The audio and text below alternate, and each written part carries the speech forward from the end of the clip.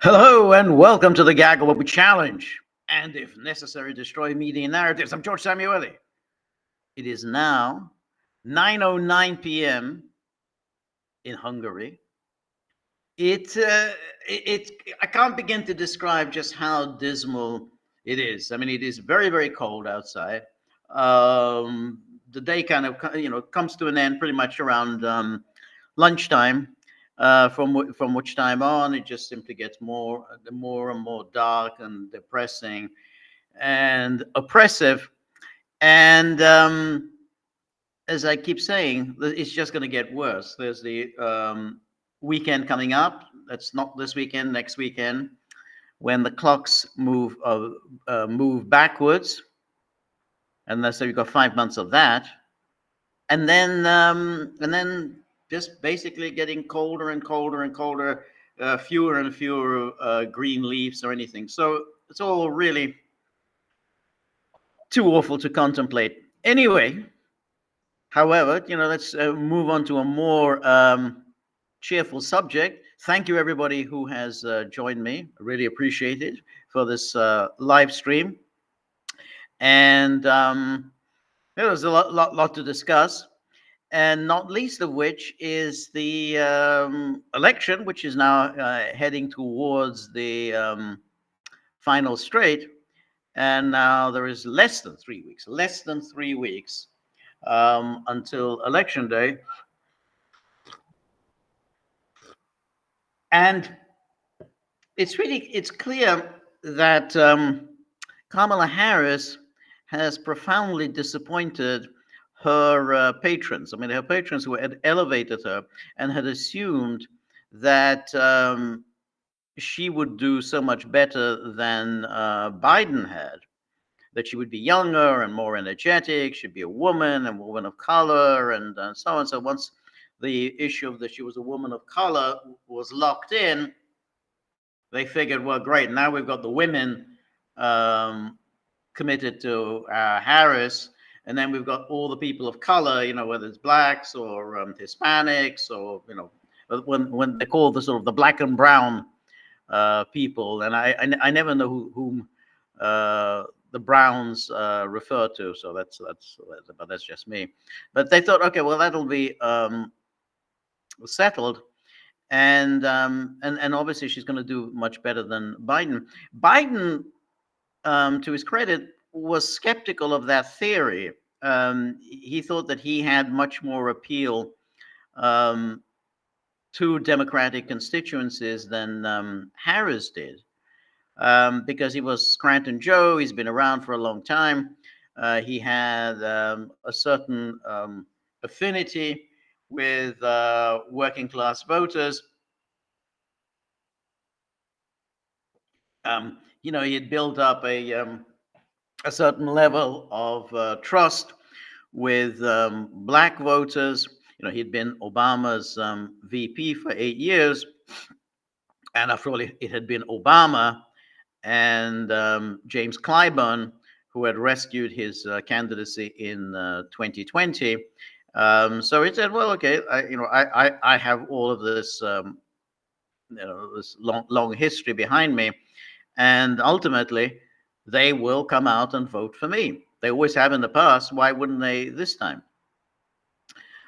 That was, I think, a fairly convincing argument. They always have in the past. Why wouldn't they do it this time? And really, well, those who kind of advocated on behalf of Harris really never explained what it was that Harris would bring to the ticket that would be so appealing and so game changing that it would force voters to go out and commit themselves to Harris, because the notion is just because she's a woman of color, whether she's black or she's Indian, and that therefore the blacks would come out to vote for her, was really a very dubious hypothesis. and it was particularly dubious because of the experience of 2019 and 2020, when she ran for president herself. Clearly, she had done very poorly, so much so that she was the first really to drop out of the race, and she dropped out before a single vote was cast. So if she had such a great appeal to blacks, Asians, minorities, then that would have been apparent in 2020. It was clear that she didn't have that appeal. So again, that again, makes one wonder what the hell were these party leaders thinking in assuming that Harris would generate all this enthusiasm. Now, the media did their part in immediately echoing the nonsense that was peddled by those party leaders who made that fateful decision to push Biden off the ticket. They did their part. They came out with all the hullabaloo that, oh, Harris is generating this enthusiasm. People are really excited. Democrats are really energized by her candidacy. And, we had the usual, blather and, cover stories and cover illustrations and showing Harris with like a great beauty with a far-seeing glint in her eyes and all this, her moment, whatever that was. I think Time magazine put it on their cover. And for a while, it did work. She did receive a bump from all that hype, but it was obvious even then that it was unlikely to last, because there was just simply not enough to her, not enough about her candidacy that would continue to generate any excitement. Just simply saying, oh, well, she's younger than Biden, well, that didn't really mean very much, because she's still 60 years old, so she's not exactly particularly young. I mean, she's older than Bill Clinton was in '92. She's older than Barack Obama was in 2008, quite substantially older. So so she can't really ride on the sort of the youth idea. Look, I mean, Jack Kennedy was 43 years old in 1960. So she's substantially older than many of her predecessors. So you can't really go with the whole, oh, she's so young, she's so young. I mean, well, she's not young. I mean, she's not old, but she's not young either.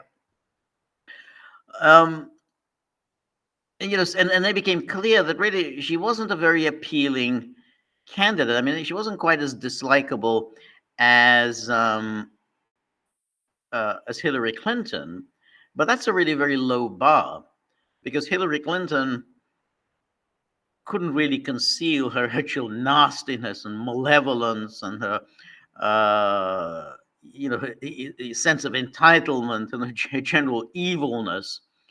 But Harris never really conveyed that. Harris just simply conveyed a basic incompetence. Somebody who's personally unappealing, but never really suggesting a malevolent, evil person in the way Hillary Clinton did.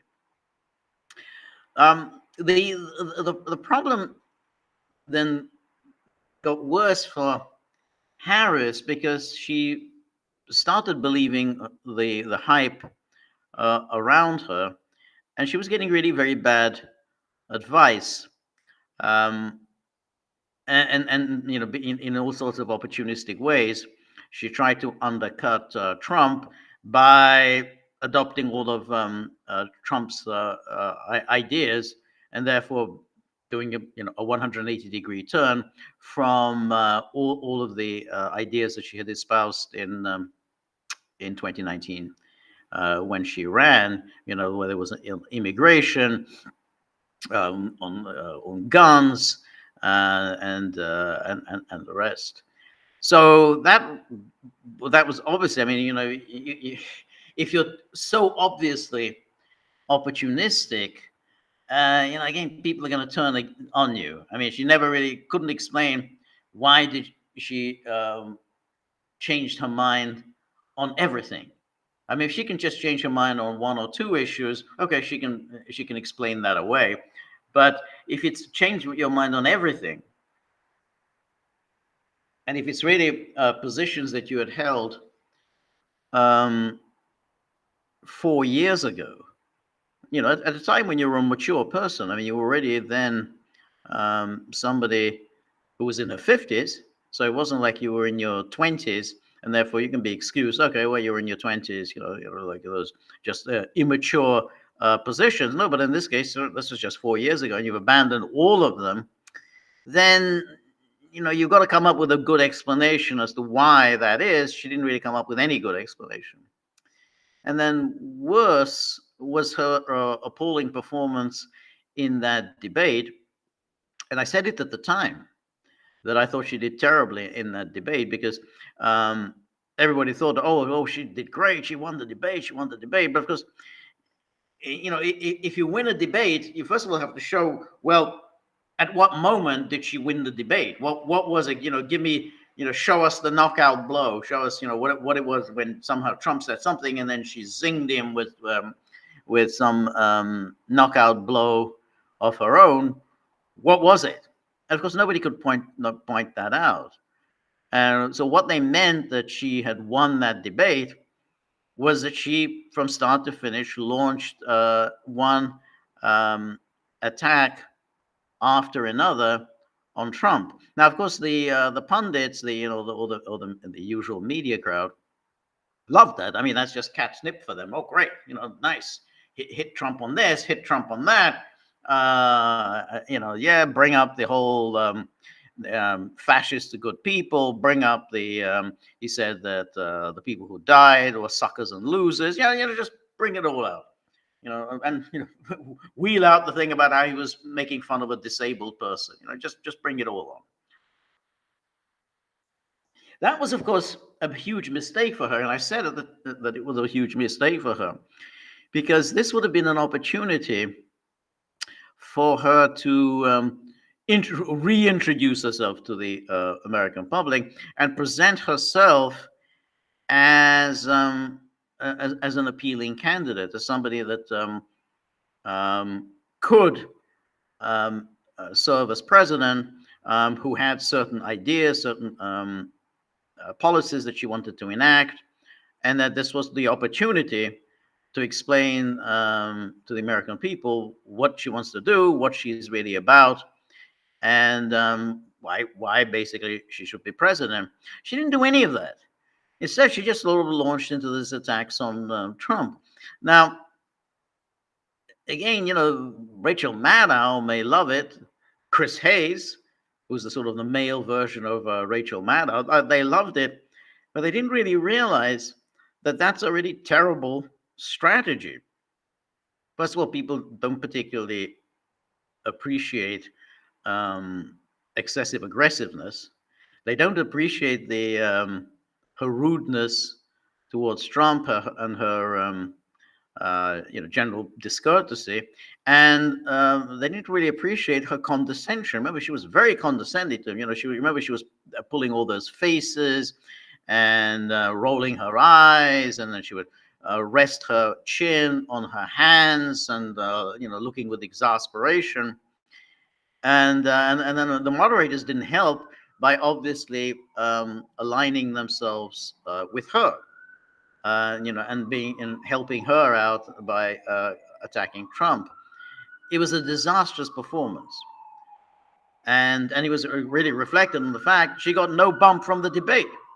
And everyone kept predicting, oh, she'll get this big bump from the debate, but she didn't get a bump from the debate. It did nothing for her, and it was a mistake that J.D. Vance didn't make. I mean, Vance did not attack Waltz. I mean, I thought he'd do that. I thought he'd start attacking Waltz, the stolen valor. You changed your stories. You said this and then you said that and so on. I thought that's what he would do. He didn't do that. That was a very shrewd move on J.D. Vance's part, essentially just to use the opportunity to present himself to the American public and to say, hey, I'm a very nice guy. I'm a very reasonable person. I want to get along with people. So he went out of his way to be very courteous and respectful towards Waltz. And that served him well. I mean, he got his points across without being disrespectful. And I think that's why it was a good debate for Vance. But Harris really didn't do that. And that was just the one opportunity, because she immediately wanted a second debate, but that moment had passed. There was no obligation for Trump to give her a second debate, and there isn't. I mean, why should Trump give anyone an opportunity to attack him? That's the line he took when he refused to take part in the Republican Party debates, which was, again, the right position, which is, hey, all that's going to happen is they're all going to pile on and attack me. One after another, they'll all be lining up to take pot shots at me. Why should I allow myself to do that? So that's, I think, why Harris is in a lot of trouble. And so we have these real buffoons, these really stupid people, these pundits, the pundits. So there's this guy by the name of Gerald Baker.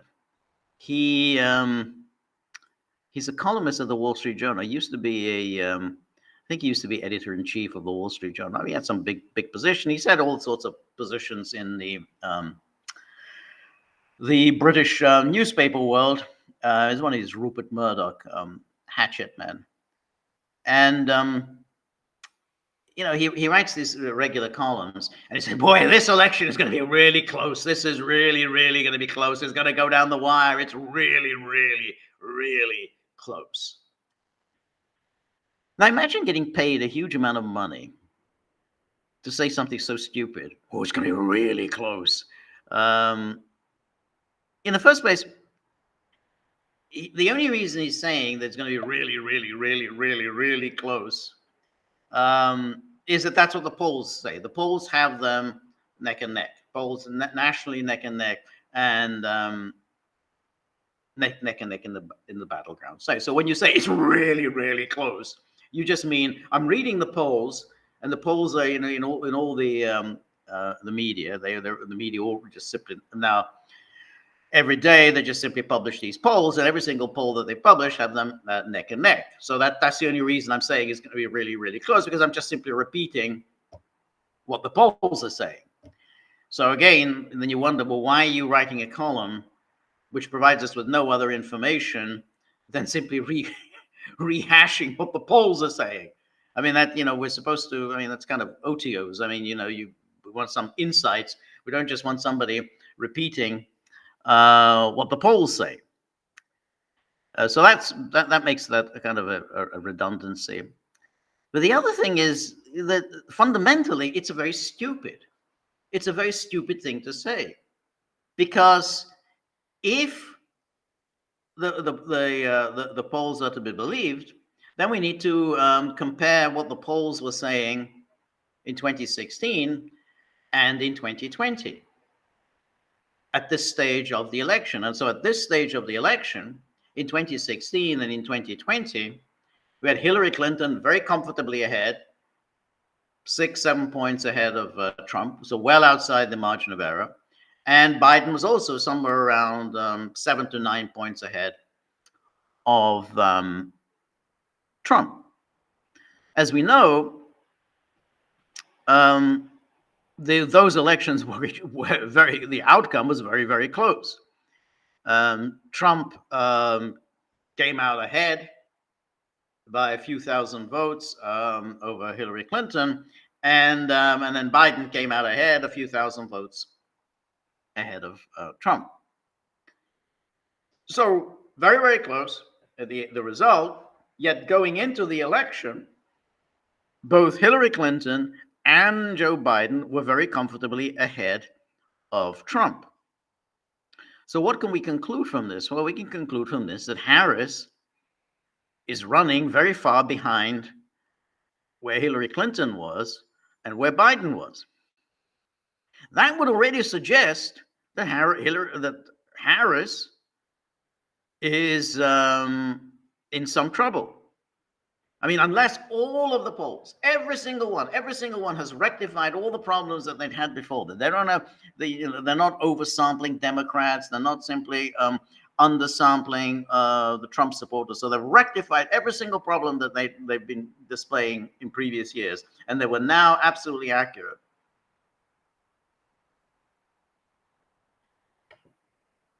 And which itself doesn't really mean very much, because everything depends on the battleground states rather than the national poll. But the fact that Harris is running so far behind Hillary Clinton and Biden would suggest that this election is not going to be close.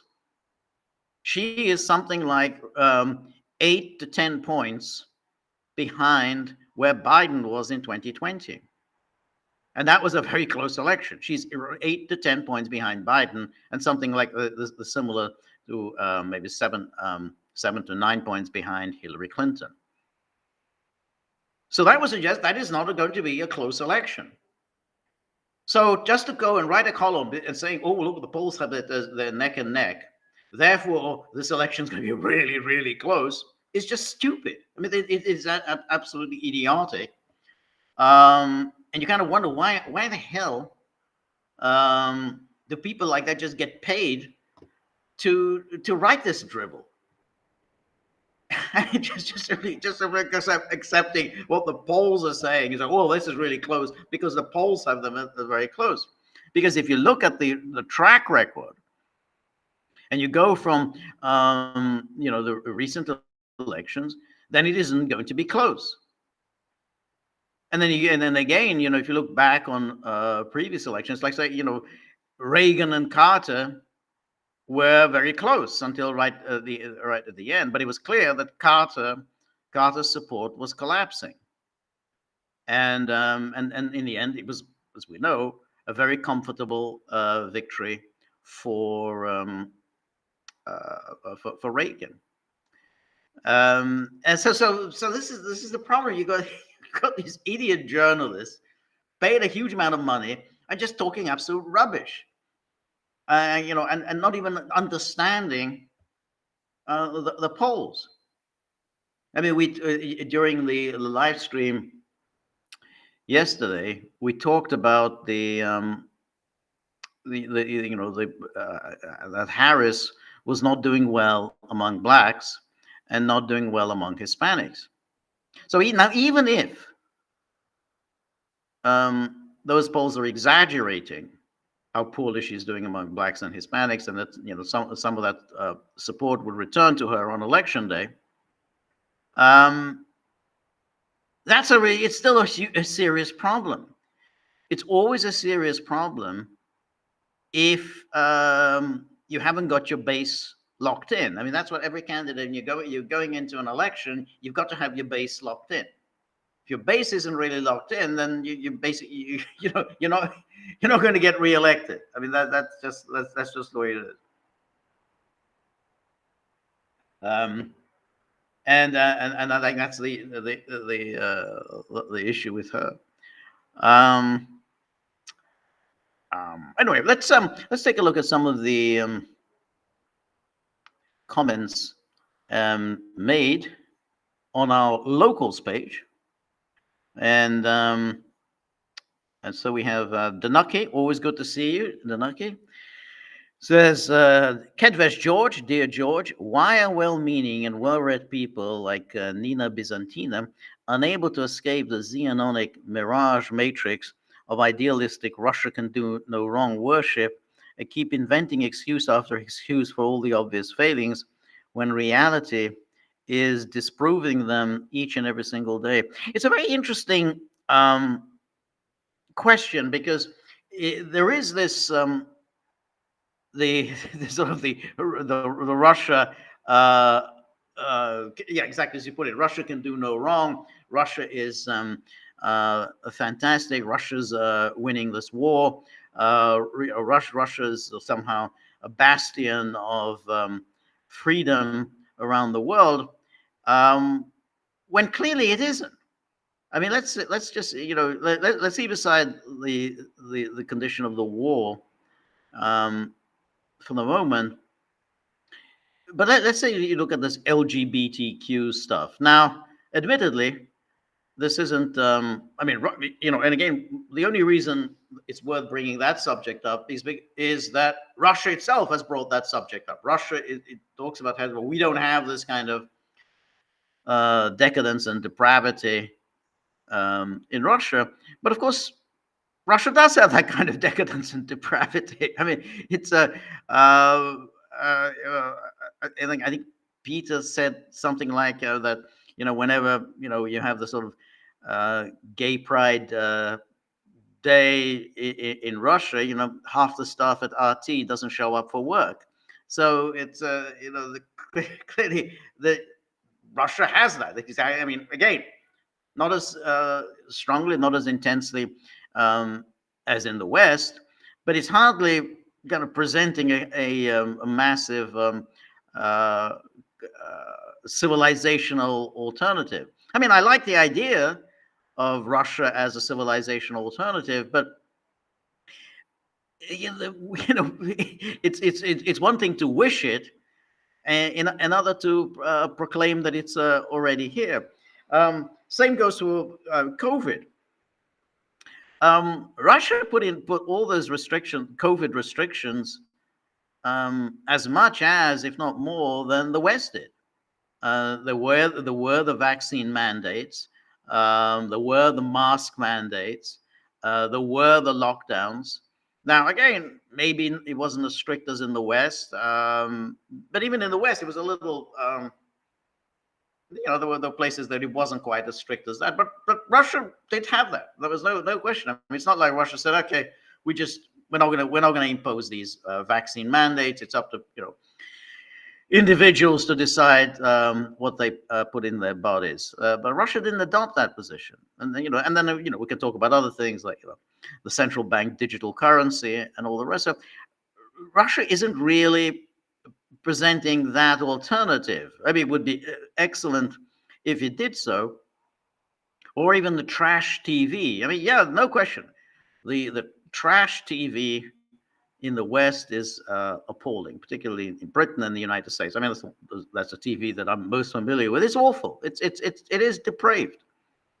But Russia has that.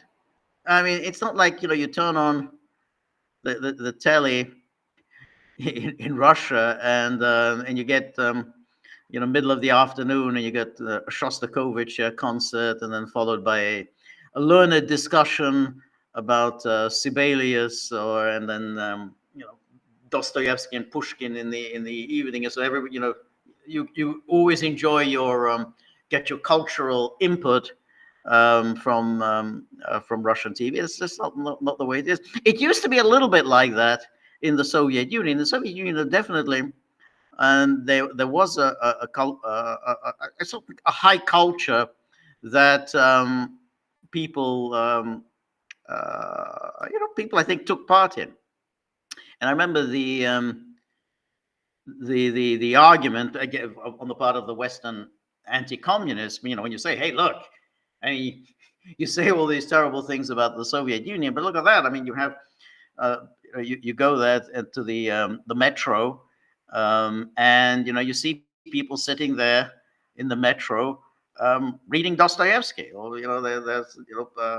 reading poetry, memorizing poetry. You think, hey, well, this is you've got that in the Soviet Union, where in the UK you go into the underground, and people are reading The Sun, Rupert Murdoch's crap, and The Sun. And so look at, they have high culture. Ordinary people are partaking of high culture. We don't have that here in the West. So the argument that was presented by the anti-communists, well, that's because They don't have anything else to do. There's no fun. There's no entertainment.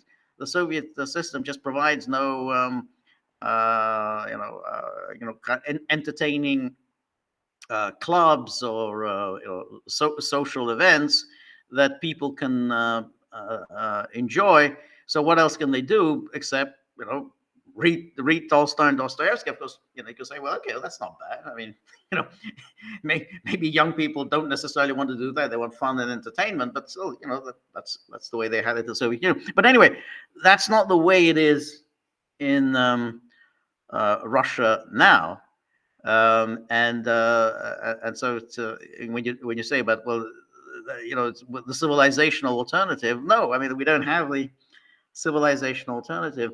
And then of course, if we do talk about the military aspect of it, and we've talked about this many times before. You got all these people like Mearsheimer who tell us about how Russia's going to win these huge victories. And he's this realist. Nobody dares to question anything Mearsheimer says. We're all supposed to allow our jaws to drop and in awe and wonderment at Mearsheimer's observations.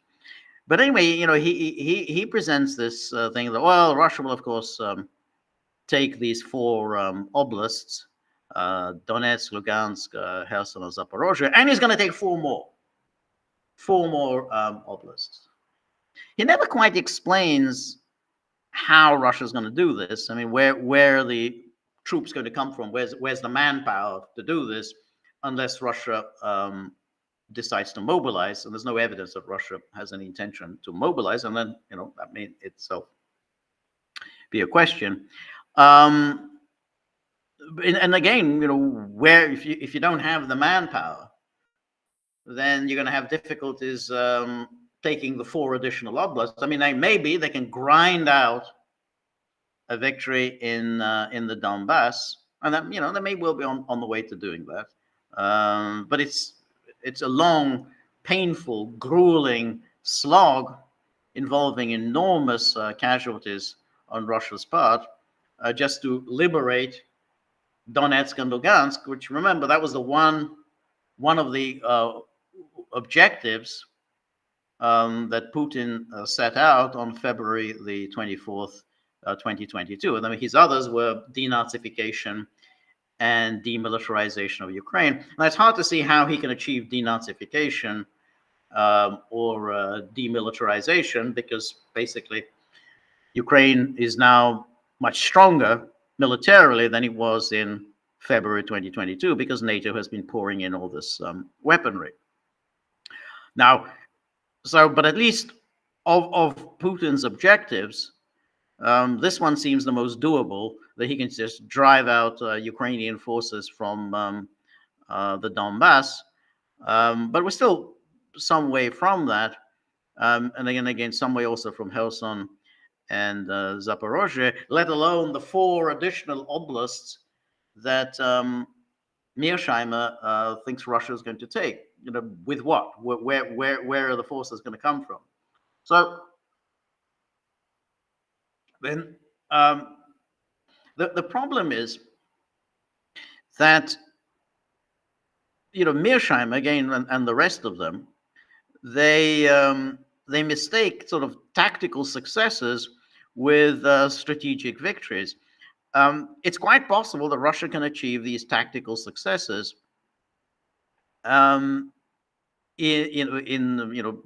maybe taking Pokrovsk, let's say, or Novy Chas, but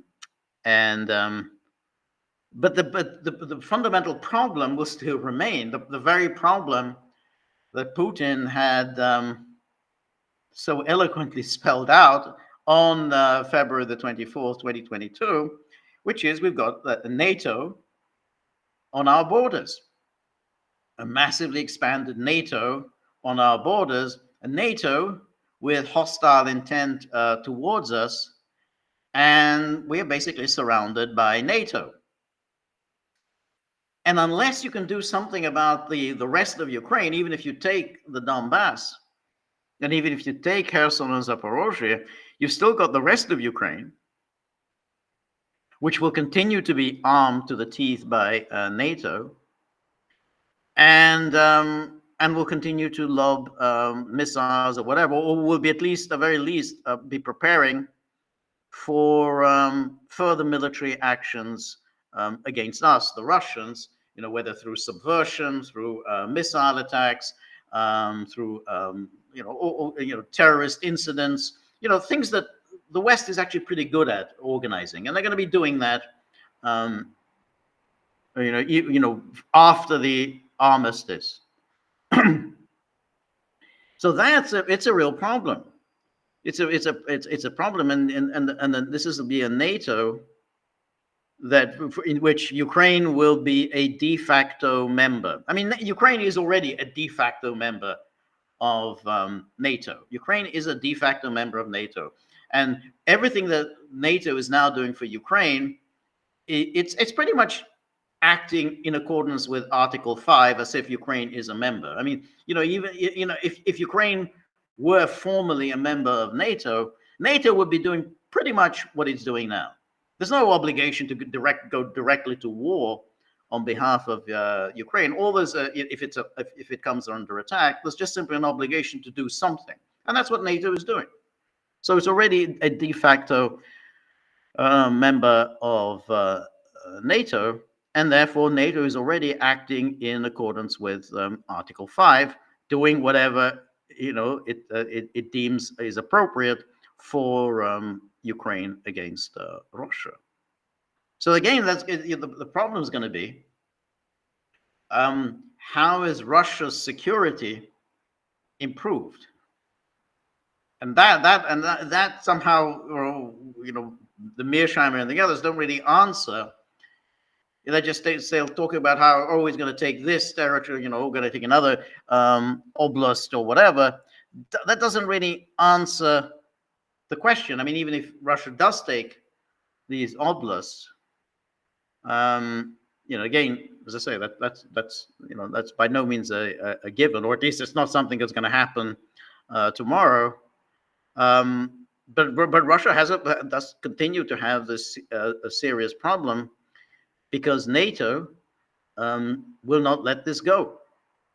I mean, the one condition under which NATO might let this go and say, okay, we're going to call it quits, and declare Russia the winner, and effectively the winner, would be if Ukraine collapsed, a complete Ukrainian collapse. And basically, Ukraine says we just can't go on. That's it. We don't have anything. We don't have the manpower. We don't have the will. We got none of that. And I guess that's a possibility that it could happen. You never know with war. The countries can collapse, but there's no indication that that is happening now or is likely to happen in the near future. It would be nice if it happened. I mean, I'd be all for it. But I just, you have to, again, look at it realistically, something that Mearsheimer doesn't seem to do, and say, is Ukraine really on the brink of collapse? And you just don't see it. But going back to Danoki's question, it's a phenomenon. I mean, the glory of Russia. I obviously I have a lot of sympathy for that, but it has a parallel with the glory that is Israel. The sort of the Israel can do no wrong. Again, I obviously I don't have any sympathy for that, but it's an interesting thing when you get intellectuals who kind of idolize some country from afar and just devote their lives to telling the world how wonderful a country is. And obviously there was the case of the Soviet Union, but that of course ended a long time ago, long before the dissolution of the Soviet Union. That was replaced by the worship of Israel, Interestingly, many of the same people who had once worshipped the Soviet Union switched their allegiance and suddenly started worshiping Israel. But you have now this minority cult of Russia, and I think it's a cult, which is again, I have sympathy for it, but then they're looking at it, I think in a very unrealistic way. Anyway, thank you, Danaki. And thank you, Danaki, as always, for all of your great contributions, all your fascinating postings. They're always, it's what makes the Gaggle page so lively and so interesting. Marty, it says, it's that time of the year again, Monty Python's meaning of life. Thank you for posting. Thank you, Marty. DJ, putting some money for the dogs. Thank you. I really appreciate it. Well, I don't appreciate it. The dogs will appreciate it to the extent that they can. I mean, then they're very ungrateful. They're very self-absorbed. They're not people who take the big picture. They're not big picture creatures. They want immediate gratification, and then they look and they say, I'm not gratified. But thank you. That's very nice of you. And Stone River, thank you, Stone River. Really appreciate that. George, this is Stone River says, not to spread you too thin. Are you keeping an eye on developments in North Korea? May have to step away today. Yeah, I am keeping an eye on North Korea. I at the moment, don't I mean, I think it's quite interesting. North Korea has stepped up to the plate. I think North Korea has done something for Russia in a way that Russia's so-called allies have done nothing. So North Korea, I think, has done something for Russia. It has provided weaponry. Now, there's talk that they've provided some manpower. I haven't been able to confirm that there is North Korean manpower, that's available for Russia. It'd be nice if that was the case, but it is very good. I mean, North Korea has done something for Russia in the way that no one in the Collective Security Treaty Organization, the sort of the Russia-led equivalent of NATO, they haven't done anything. And that in itself is a very dismal thing to look at, which is, well, why hasn't the CSTO done anything? I mean, you've got, Belarus, I guess, has done something, but nothing from Kazakhstan, nothing from Kyrgyzstan, Armenia. Armenia doesn't even take part in the CSTO. So, North Korea at least has done something. Iran, has done something. Not much, but at least it has done something. Now, China, of course, this is the limitless partnership. I think China has done, well, not a great deal, even though China knows that this is a war that Russia has to win. If Russia does not win this, then China will be in the crosshairs without question. China will be in the crosshairs. So if you can do that to Russia, then they'll say we can absolutely do that with China. China is not taken seriously as a military power. China is a huge country. It's has a big economy because it's a huge country, but it's not taken seriously as a military power in the way that Russia is taken seriously as a military power. So if NATO prevails against Russia, then there's absolutely no question that China will be on the chopping block. So you would have thought China would indeed step up to the plate and say, "Hey, we need to win this." Whatever you may think about the wisdom of what Russia did, we still have to win this war against NATO. So, but but I kind of like. I have to. I really like Kim Jong Un, because you know, I mean, what North Koreans did, they made that decision, or it was some time ago, of course, before he was in power, but they made that decision that the only way they could survive is by becoming a nuclear power. It was a risky venture. They did it, but it was a step-by-step process. They withdrew from the non-proliferation treaty, and they sacrificed a great deal to develop a nuclear weapons capability, and then they developed the delivery mechanism. So they have the long-range missiles, so they can have nuclear weapons and the ability to attack the mainland United States. That was quite a feat. That was for a relatively poor, backward country. That was quite a feat, and they made that investment, and it gave them security. So once they have that, it means essentially that the West can impose sanctions. The West can try and subvert North Korea. This whole thing now, which I think is you're referring to, with these this drone that they're sending these drones into North Korea. They can constantly do that, constantly aggravate the situation in North Korea, as I say, with this drone business. But ultimately, they can't invade North Korea. They can't bomb North Korea. They can try just with all sorts of ways of trying to undermine the government in Pyongyang. But other than that, they're safe. Iran, however, and I'm still assuming that Iran doesn't have nuclear weapons. Iran, however, is vulnerable. Just as Iraq was vulnerable, just as Libya was vulnerable, just as Yugoslavia was vulnerable, Iran is vulnerable.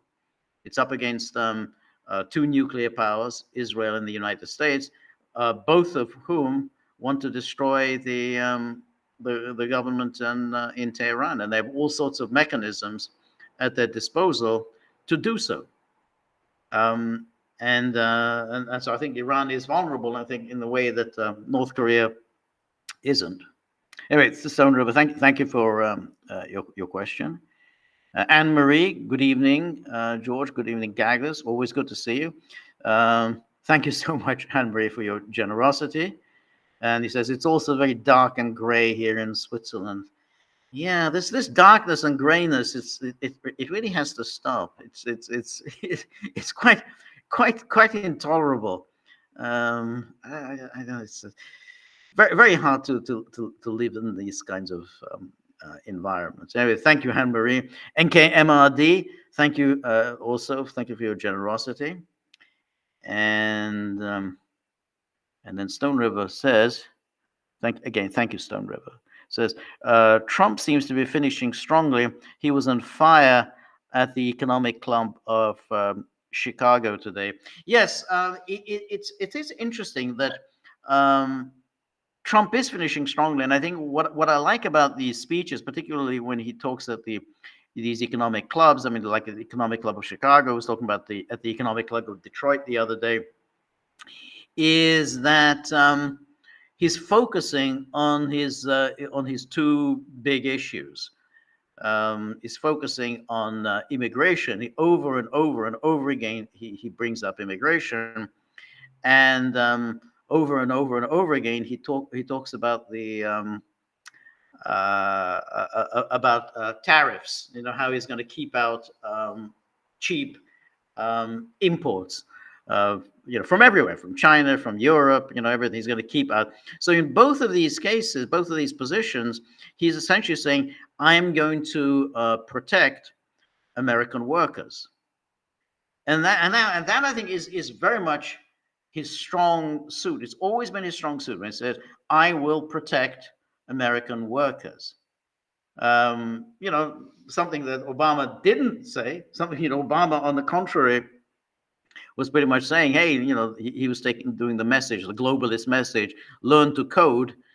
He's saying, no, no, no, I'm going to make America an industrial powerhouse again. We're going to go back to, the days of the 1960s. It's not going to happen, but nonetheless, it's a nice aspiration. Let's go back to where we once were. How our products used to be second to none around the world. So that's an important message. Harris. There's Columbus Day. And so instead of doing Columbus Day and talking about the greatness of Christopher Columbus, she starts talking about Indigenous Peoples Day. So she, much like the Democrats, are somehow adopting the position that somehow America is incorrigibly bad, that America just, is racist, incorrigibly racist.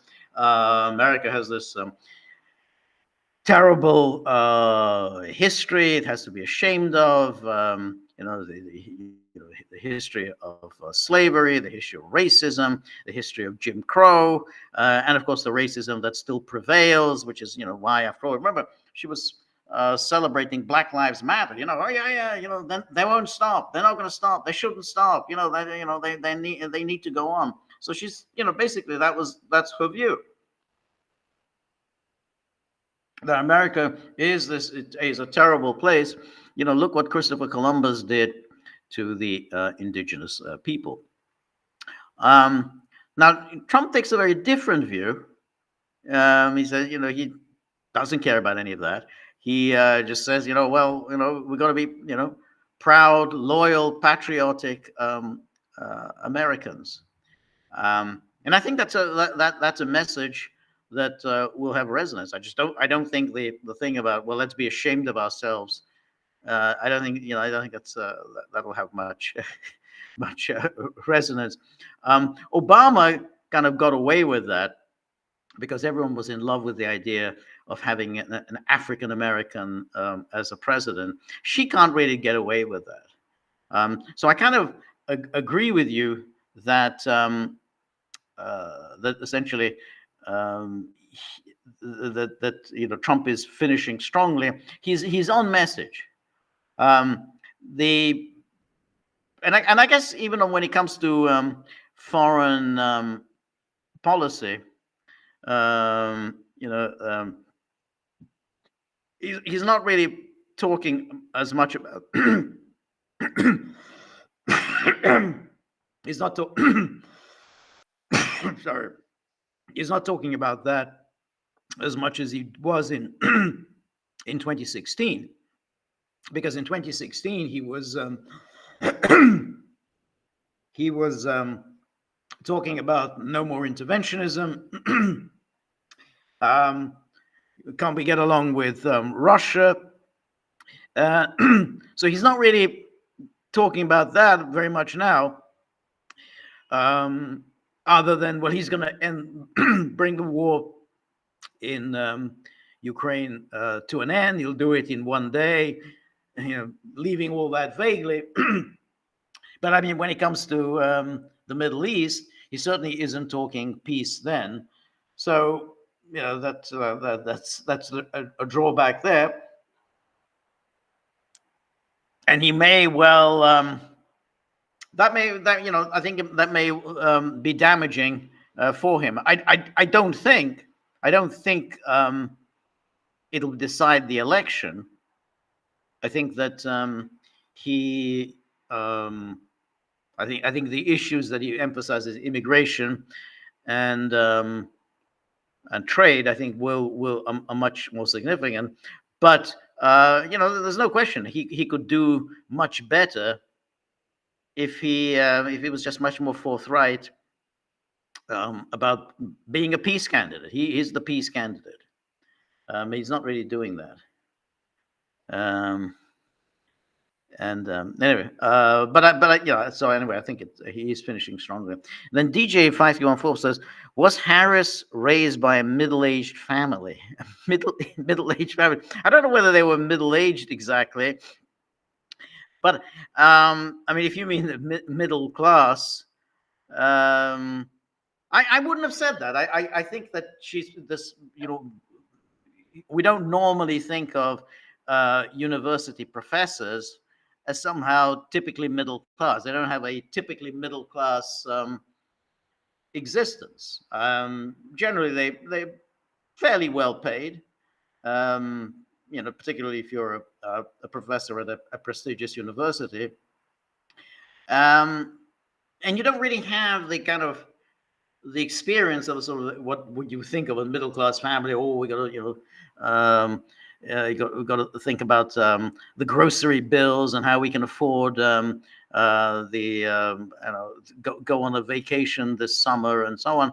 So it's a very peculiar way of calling yourself middle class, and I don't know why she decided on that somehow it'll somehow be believable. Well, I grew up in a middle class family, when clearly it's just we don't really think of it as middle class, and particularly as her childhood and adolescence. She lived quite well. She traveled a great deal, far more than most middle class kids.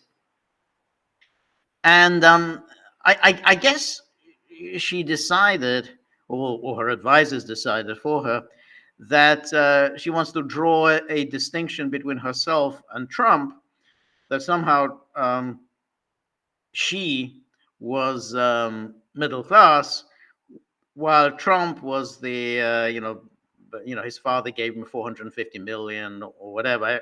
I don't think it was that much, but I think she claimed he got 450 million from his father. The problem with that argument is that, well, I'm middle class, and he had all these millions that were just handed to him. The problem with the argument is that nobody really buys that about Trump. In other words, it's already baked in that Trump clearly did come from a very rich family, and he inherited money. But they already know about him. They also know that he does have a certain popular touch.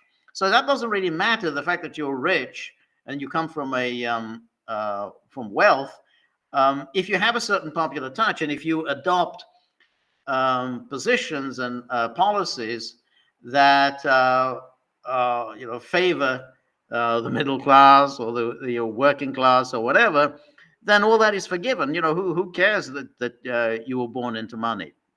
I mean, FDR was born into money, yet he was also immensely popular and won one landslide election after another. No one held it against him that he was born into wealth.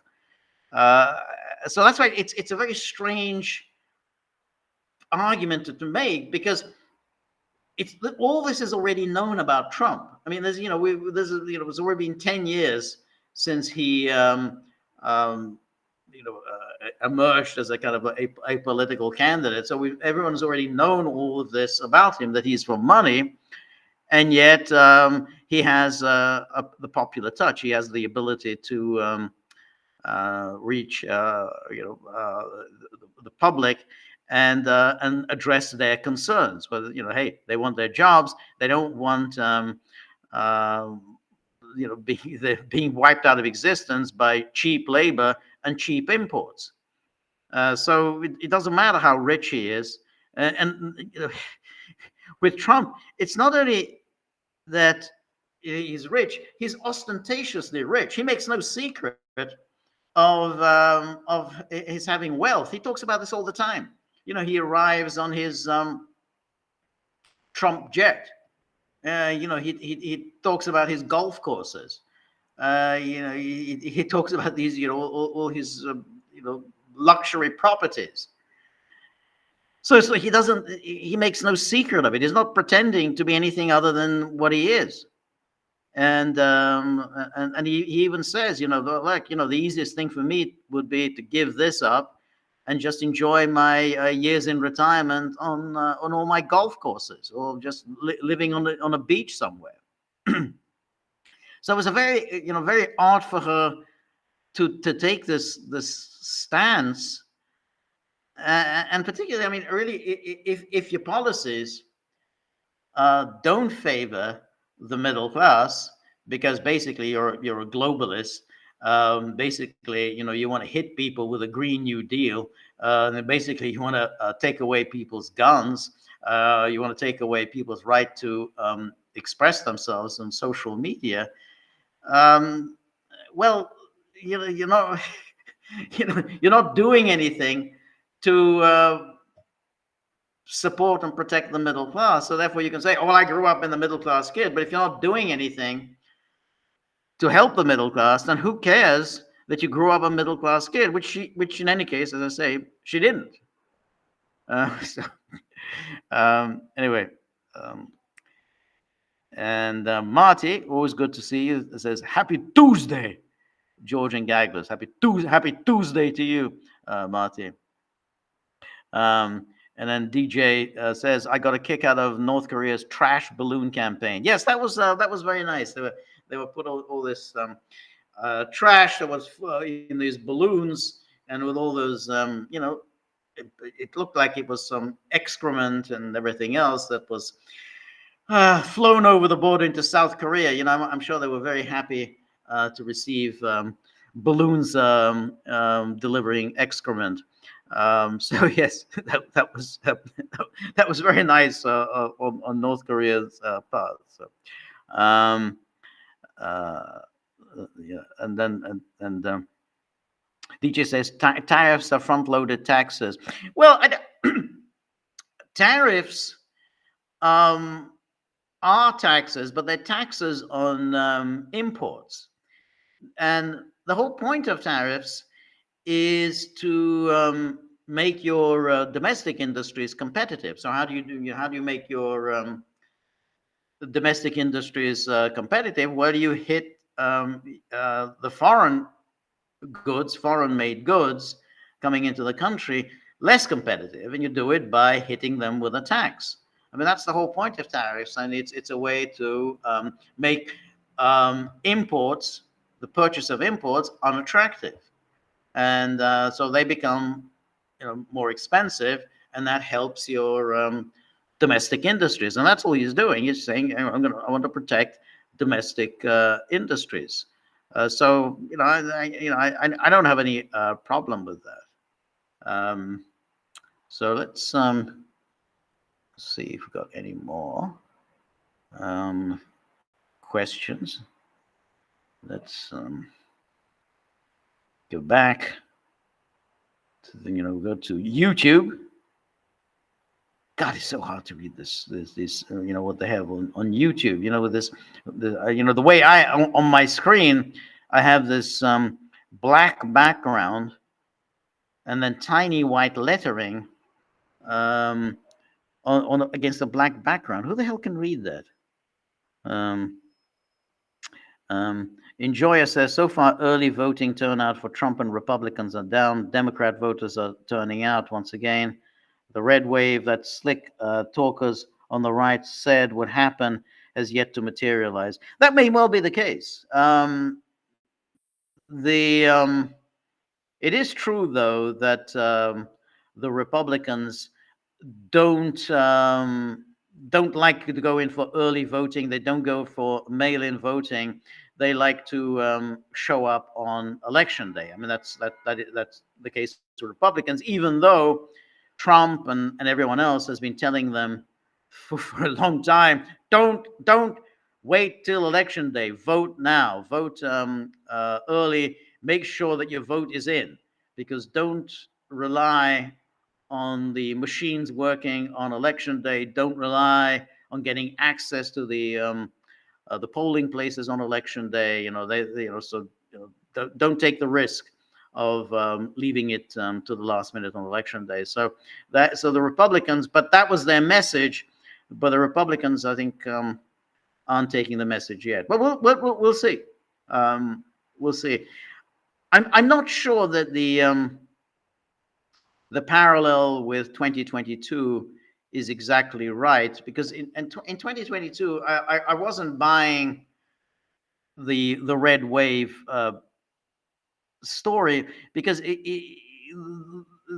we've had all kinds of expectations in the past about Republican turnout, but the fact is Republicans don't turn out when Trump isn't on the ballot. I mean, it's when Trump is on the ballot that the Republicans show up. If he's not on the ballot, then it's a problem. That's why Republicans did poorly in 2018, did poorly in 2022. Trump was not on the ballot, so that people weren't showing up.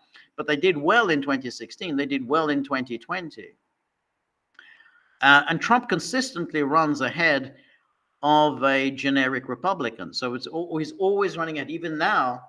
I mean, but especially now, when we have all these Republican Senate candidates, who, all of whom seem to be in some trouble. I mean, I don't know.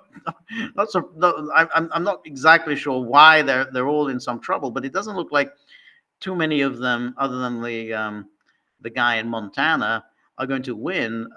Carrie Lake, who I think seems a rather attractive candidate. She's again in some trouble in Arizona, and Ohio. Even though Trump is very comfortably ahead in Ohio, looks like Sherrod Brown, the Democrat, is going to pull it off. So it's Trump who's the key here. Trump is always the one. He runs ahead of the Republicans, and he's the one who ensures the turnout.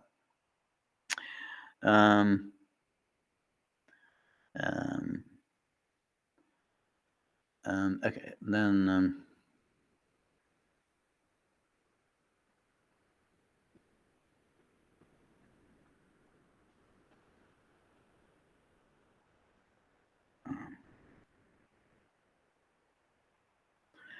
it says Barbara Nostrand says Biden was probably a Clinton foot in the White House.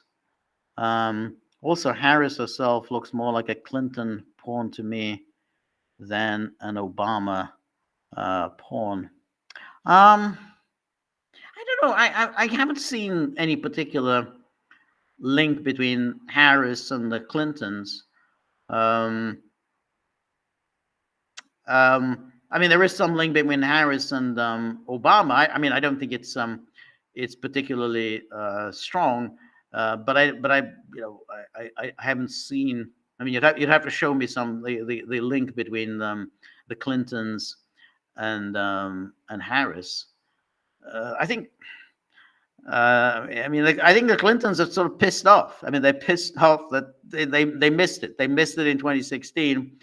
That was their glorious moment. They were absolutely sure that they were going to pull that off. I mean, they missed it in 2008. Obama sort of came out of nowhere, but 2016 they thought they were going to pull that off, and so I think they resent Harris because she's just simply, she just lacks the intelligence of Hillary. I mean, again, I think Hillary is a horrible, malevolent person, but nonetheless, I think she's smarter than Harris.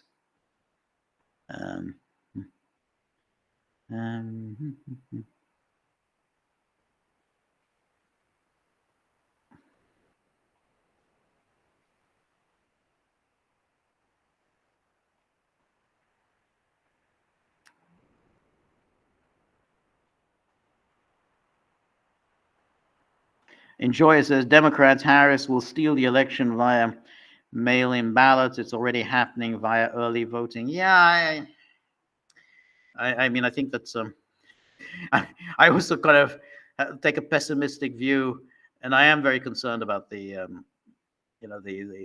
with the mail-in voting, the early voting, and the murderer's row of lawyers that the Democrats have lined up. So I think that they're doing exactly what they did in 2020. Um,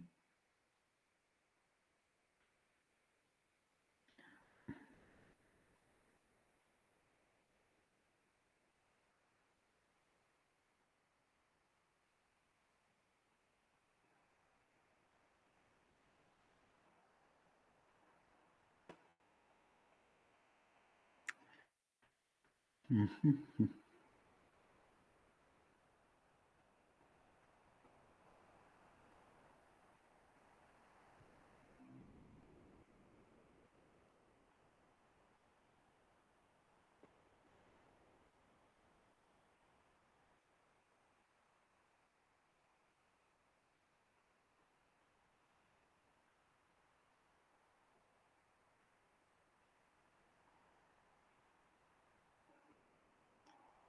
Esther Dillendam says George should be in charge of TV programming worldwide. Cultured Tsar. I like that. I definitely like that. I mean, if I was there, I would really, bring culture back to what it once was. I mean, everyone will hate it, but I'll have at least a short a short stint doing it. It's kind of interesting that when I was a child in London, this was so this was been quite a long time ago now, but the BBC still had very um, cultured programs. They would have these quizzes, very very cultured quizzes. Very with lots of very esoteric literary questions, and then all sorts of very learned discussions about classical music and it was a very very still highbrow. I mean, the BBC when it started, it was 1922 under Sir John Reith, and it was very much a mission to elevate and educate the public, and it was really very very highbrow. Then of course gradually it degenerated, and no one no sane person would think the BBC today is highbrow. But for a while it really was pretty highbrow. I mean, it did elevate you. You got to the programs about books, programs about music, art, and history, and so on. It was it was there to educate you, not to appeal to your lowest instincts. So yeah, I would probably say, yeah, well, let's go back to the Reith era. I would probably survive for about a month before they fired me, because there'd be so much complaining about my policies. And said, no, let's go back to the great BBC, to all the trash and the obscenities and everything else. Let's go back to that. We don't want all this Wagner operas all day, and learned discourse on Dostoevsky's novels. No, we don't want that. We want our crap sitcoms. So, but I'd give it a shot for a couple of months. And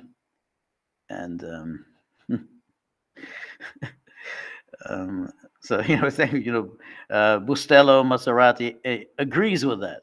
Says that I should be the Tsar of TV. Yeah. Thank you. I appreciate that. And Bustelo says Dr. Mearsheimer is immaculate. Really?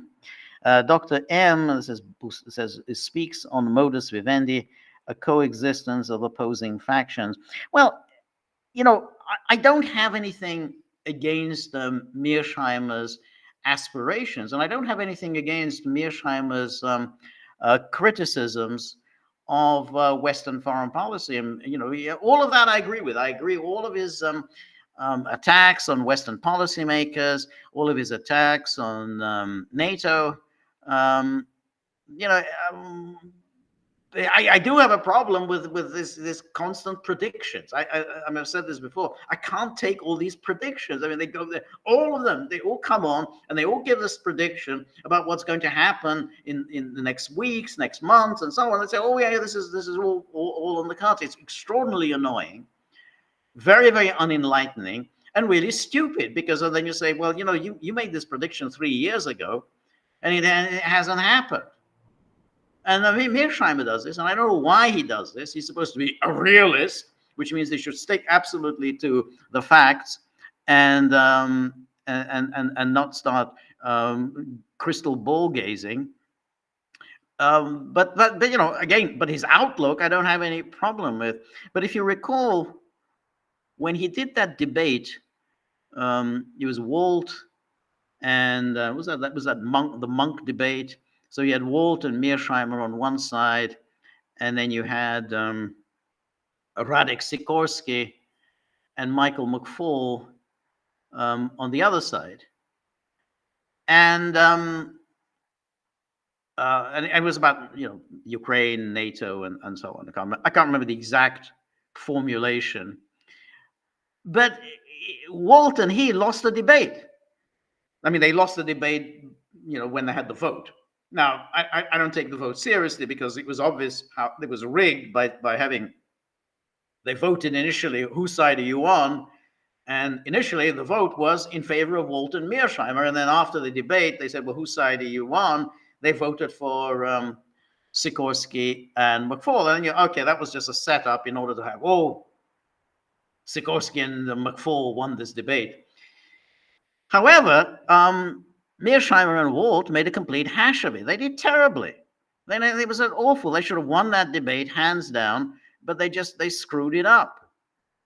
And Mearsheimer in particular screwed it up by declaring at the outset that great powers do stupid things. He said, rather than great powers do stupid things, they wildly exaggerate the threats to them, and therefore they react to what the perceived threats in a grotesquely exaggerated way. And he cited the example of Vietnam. America exaggerated the threat posed by communism. America exaggerated the threat posed by communist Vietnam and overreacted, and then got itself into a protracted and difficult war. And so he said the same thing with Russia. Russia exaggerated the threat that NATO posed. Well, that's it. You've lost the debate. He then tried to go back during the debate by saying, yeah, but NATO clearly meant it when they said Ukraine was going to be a member of NATO. He said, yeah, it was just said in 2008, but they kept repeating it year after year. They kept repeating it. So you can't just say, which is, I think, what McFaul and Sikorski was saying. It didn't really matter. This was a purely rhetorical exercise. No one really seriously intended for Ukraine to join NATO. This was just, something that you say, in a moment of high spirits. Yeah, sure, Ukraine will be a member of NATO, but nobody took it seriously, except Russia, or Russia at least claimed to take it seriously. And Mearsheimer said, yeah, but you kept repeating it over and over and over again. Why wouldn't anyone take it seriously?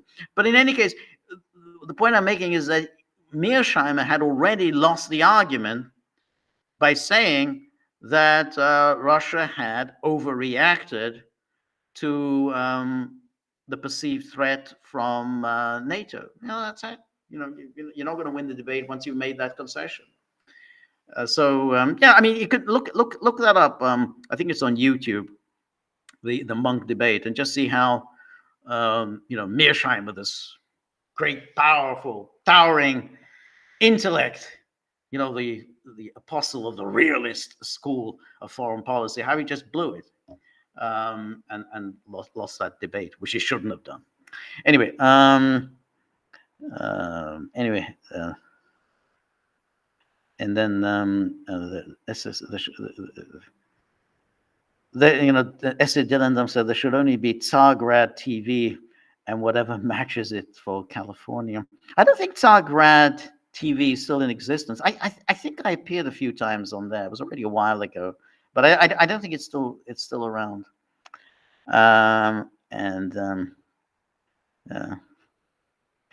Essay says Gaggle is unlikely to survive, but the revolution grinds its children to make its bread. I think Gaggle will survive. I mean, I think. I mean, God willing, and my health willing. I mean, the gaggle will survive. So, being a little pessimistic. I mean, there's a lot to be pessimistic about, but I think not on the future of the gaggle.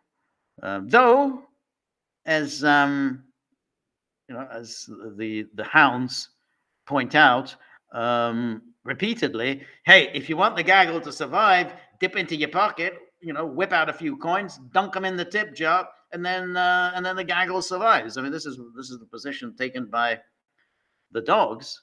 It's not even my position, but it's the position of the dogs, isn't it? You want gaggle, dip, get some moolah into the tip jar. That's how we get independent journalism.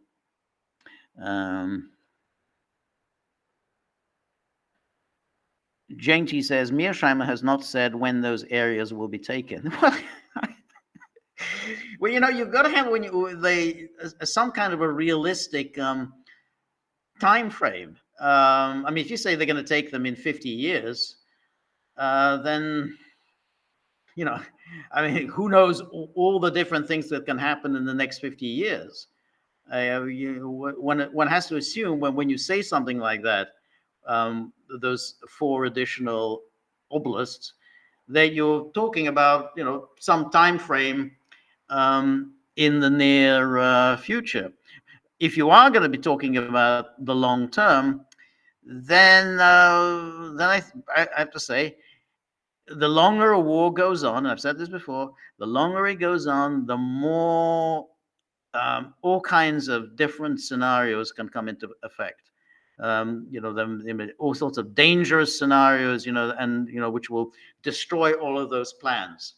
So if you're planning on this, whatever, however many years of war, then I don't know. I mean, there's a limit to how many casualties Russia can take. We talk about how many casualties can Ukraine take? Well, how many casualties can Russia take? So I mean, so far Russians have been very tolerant. That doesn't mean they will remain tolerant. So I wouldn't put a time frame of that length and say, well, sometime within the next few decades this is going to happen. I wouldn't think in that kind of time frame. In war, as in politics, you got to be thinking in a very much a short time frame.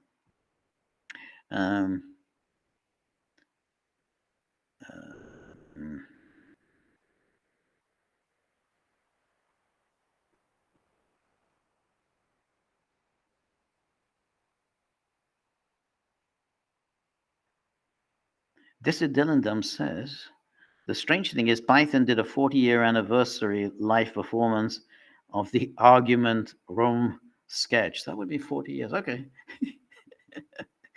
Yes, I think the Argument Room sketch is it is it's I think it's one of their best. Because it was kind of interesting, what is an argument? Well, that's not an argument. You're just contradicting me. Well, that's an argument. No, it isn't. Yes, it is. Yeah, okay, you're just arguing. No, I'm not.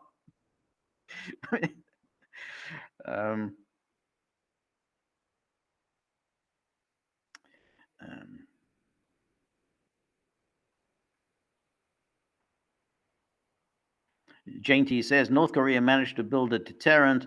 It was an amazing achievement. I agree. I really do think that's they did it. A very relatively poor country. I mean, they obviously got some help. I mean, I assume they got help from China. They got help from Russia. I don't know, but they did it. So Israel got a lot of help. They got a lot of help from France. They got a lot of help from the United States. But North Korea got a limited amount of help, and they pulled this off. So I think it's very very much to their credit.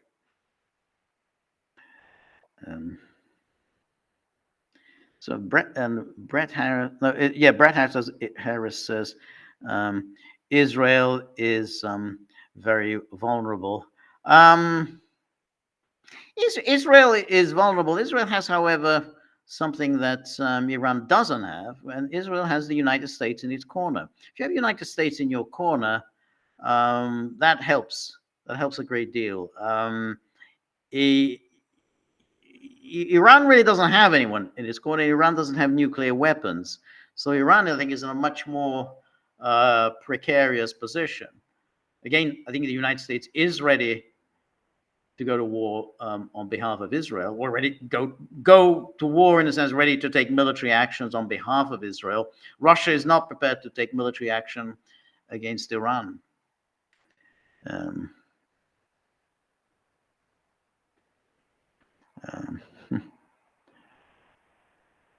2020 Go says, "Hope you stay warm, George. Get back, Jojo." Yeah, I mean, it's the cold.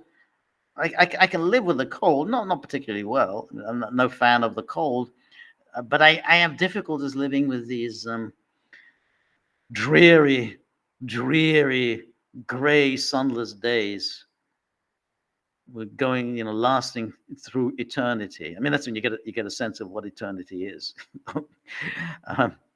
Anyway.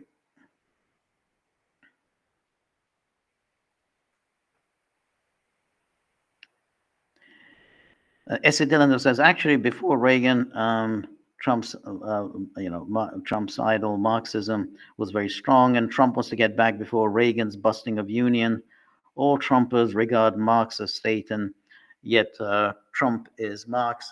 And that's an interesting issue about workers.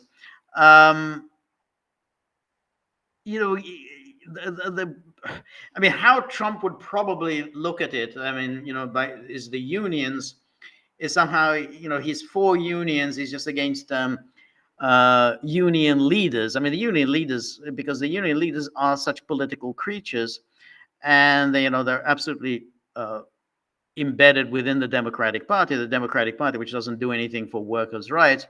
So, and the union leaders haven't protected their members from cheap labor, and so he would say that, well, I'm for unions, I just don't like the union leaders. I mean,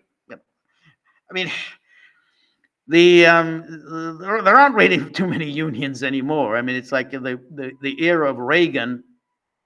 I mean, you still have powerful unions then.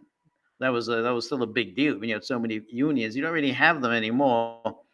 And because unions are so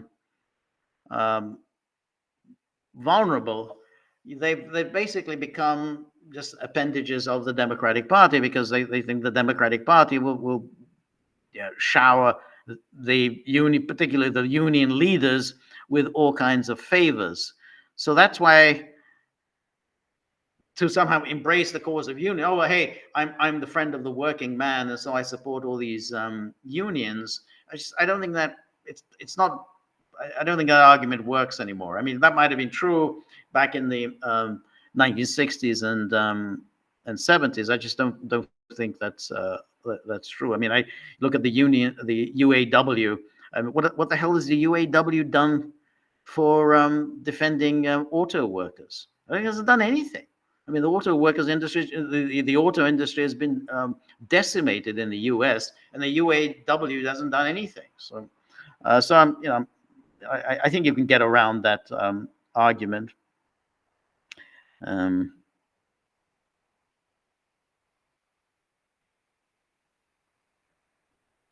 So JIA 777, Mark Fisher, former BLM Rhode Island chapter member, literally said Donald Trump has done more for black people than any other president in history. I thought that was Donald Trump who had said that. I didn't know there was somebody else who actually said it.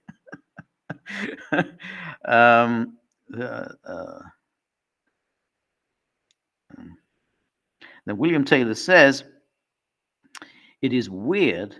Is it weird that Kamala's dad was a professor at Stanford and she didn't go there? Yeah, I do think that's very weird, and generally I do think it's weird that she had these parents who were university professors, and yet she went to Howard University for her degree, and then she went to the Hastings College of Law for her law degree. So they're not exactly cutting edge universities, they're all at the highest level of academic achievement.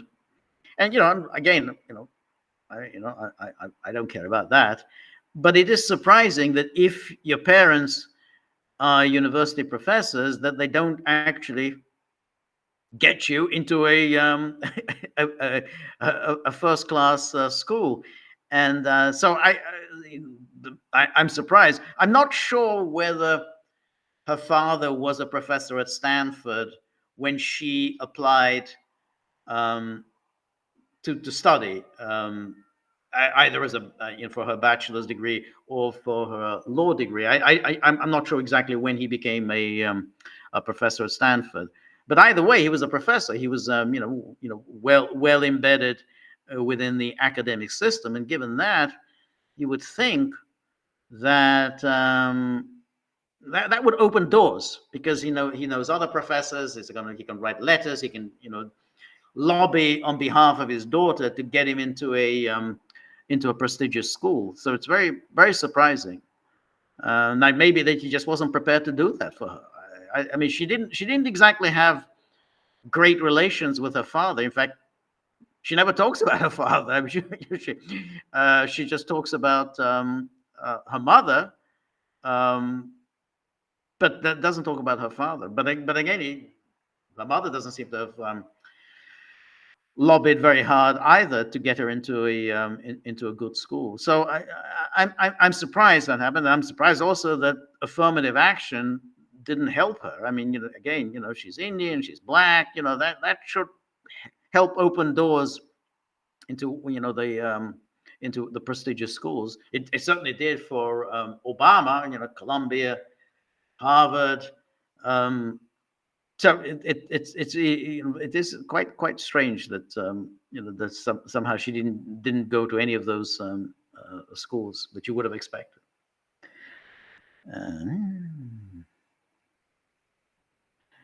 And then Stone River, thank you so much, Stone River, says Harris Camp seems to be panicking going on Fox.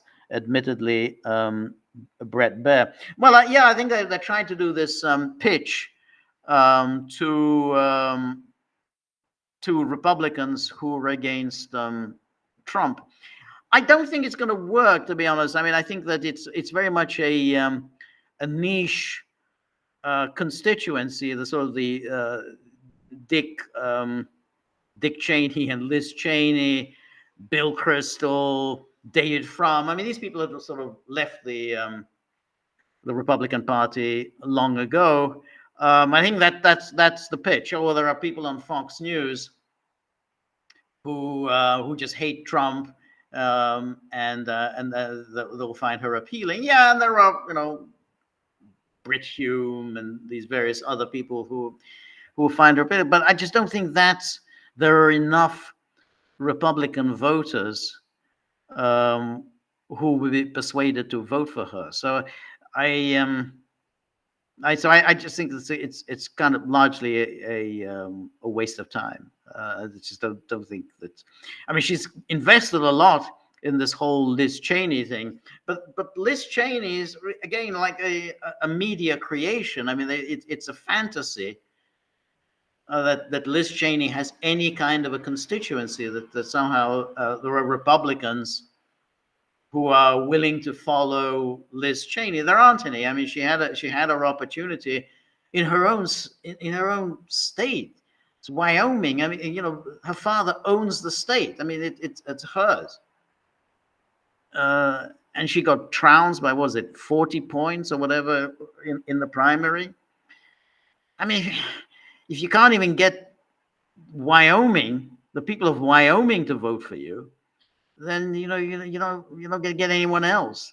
So I think it's a big waste of time doing that. And of course, but they think somehow this is the way to do it. That try to appeal to this right-wing centrist constituency that doesn't like that, suppose it doesn't like Trump. And I mean, Waltz did the same. Waltz was on with I forgot the name of the woman who does that, their morning, the morning show on Sundays, and he didn't fare very well. She asked him some good questions, and he really didn't do well. And so I'm not even sure that Bret Baier. I mean, I'm no great fan of Bret Baier, but he might ask her some quite hard questions, which I think I mean, she showed herself not to be at all good at answering questions. I mean, even when she was on with Colbert, detestable though Colbert is, Colbert asked her some reasonable questions, but she seemed completely unable to answer questions. The only thing she could ever answer was to go after Trump. I mean, she's got that absolutely down pat.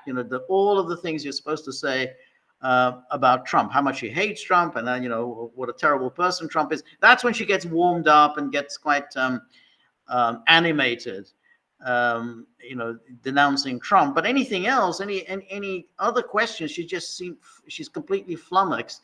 So I don't even know whether.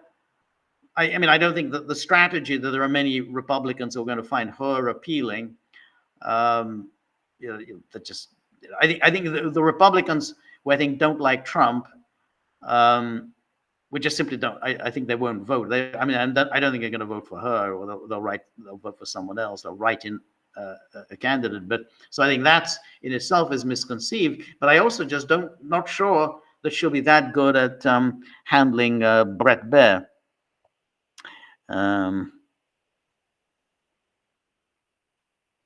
Let's see.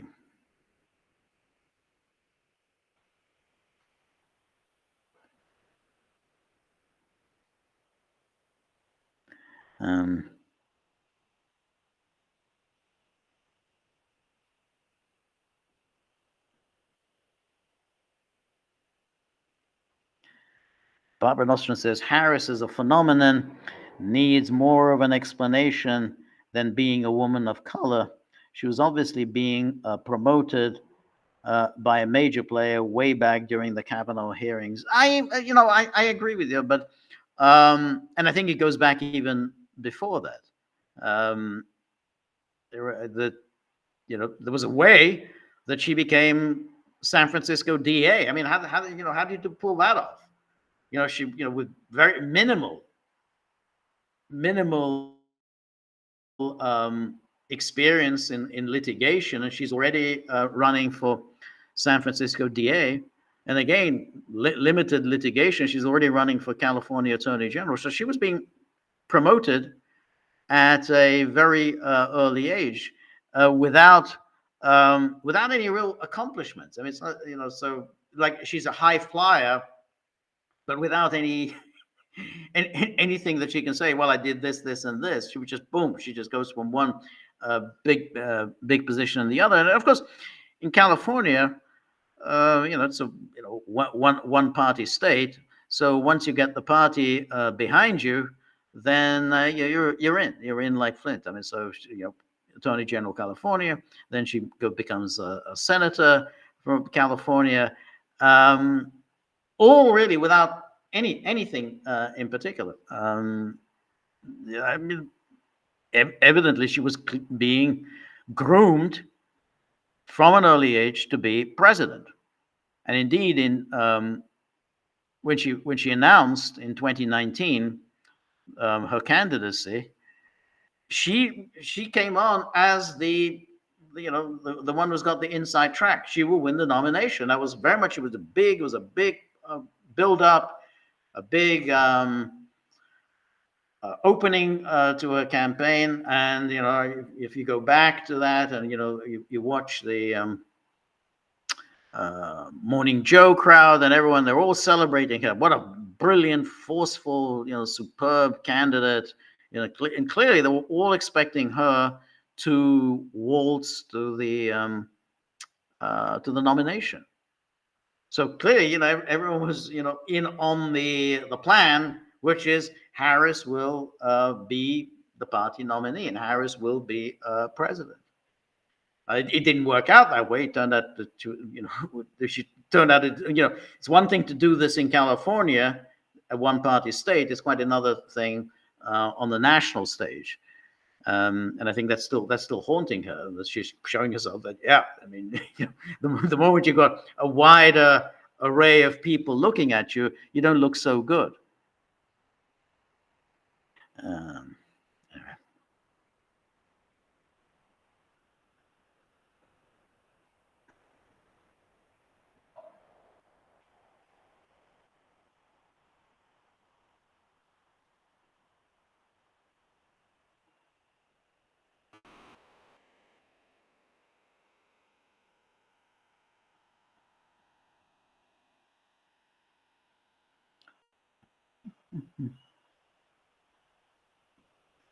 Enjoyer says U.S. unions are for open borders immigration. They sold out the working class slack jaws. I agree with that. I agree with that, and I think that what happened there was because the unions were in decline, they saw these new arrivals as a source for union membership. So you bring these people in, and you can you have new, fresh membership for unions, and that's kind of what they did. And so they sold out their members because they thought, hey, this is a great way of having more clout. We'll have more members, and they'll essentially becoming these illegals. All right, my time is up. So thank you very much, everybody who has joined me. Thank you above all to those who contributed. I'm going to have to deal with the dogs tomorrow. It's not going to be a pretty sight. It'll be quite brutal, but that's the way it is. We will be back Thursday. Please join me. Come again with all the comments and questions, and everything is welcome. But please, keep in mind, that we need contributions in order to keep going. So it's not for me. It's the dogs. So even if you don't want to subsidize me, just think about those dogs. What will happen if you don't get to see them every day? Anyway, thank you very much for today. See you Thursday. All the best. Good night. Bye-bye.